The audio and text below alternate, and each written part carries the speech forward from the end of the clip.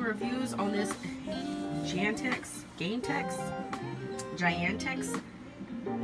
mini washer, but really this is going to be a video about tips and things I didn't know when it came to using this washer. First of all, yes, it really does have to be elevated quite high to really gravity drain as it's supposed to.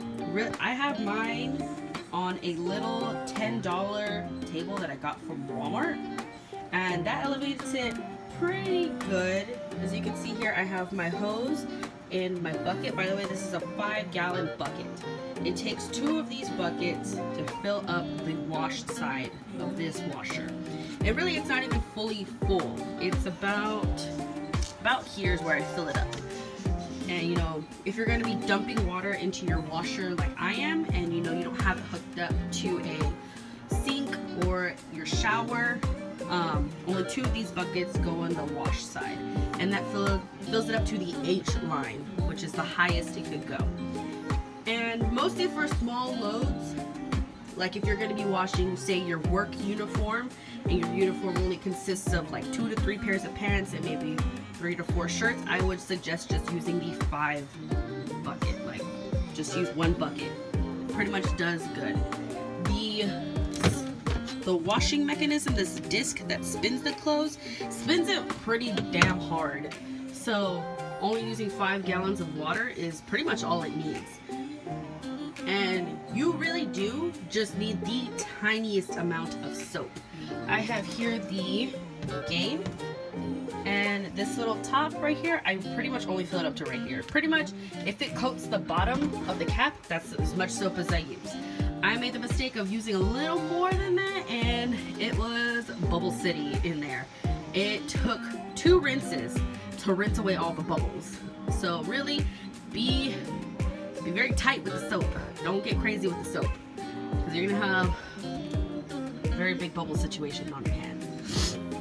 Another thing is this little disc right here. This comes with your washer. Make sure it's nice and flat on your clothes. At one point I had spun a load, and it wasn't much. It was honestly maybe like a shirt and some shorts and a few socks, and this thing was rattling like crazy. And I thought I had overloaded the spin side, but it wasn't the case. It was that this disc wasn't flat. It was slightly askewed, and that was enough to make the clothes spin like crazy. So whenever you use it, you know, you might not actually be overloading the spin side. It might just be that the disc is, you know, slightly off. So realign your disc, and if you spin it, it's still going crazy, you know, might want to take some clothes out. But also, with this thing, I find the best way to make sure your clothes are going to be spun correctly is that if you push it down slightly. Don't push it like you're going to detach this little spinning mechanism. Just, you know, slightly pat it down. If it's, you know, up here and you just try to snap it right here like this, you know, it's going to take longer. It's going to spin and it's going to push itself down. You might as well help your spin side along and just push it a little bit. Helps with the spinning.